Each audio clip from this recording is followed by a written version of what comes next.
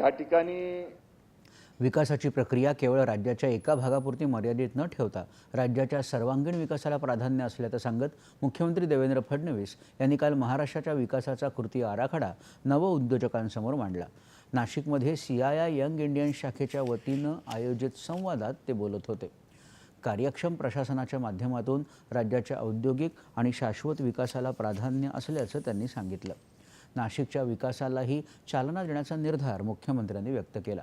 नाशिकमध्ये औद्योगिक विकासाची मोठी क्षमता आहे, तसंच मनुष्यबळ आणि हवामान लक्षात घेता पर्यटन आणि औद्योगिक विकासाला मोठा वाव आहे, याकडे त्यांनी लक्ष वेधलं। समृद्धी महामार्गामुळे नाशिकचा विकास वेगानं होणार आहे, असं ते म्हणाले।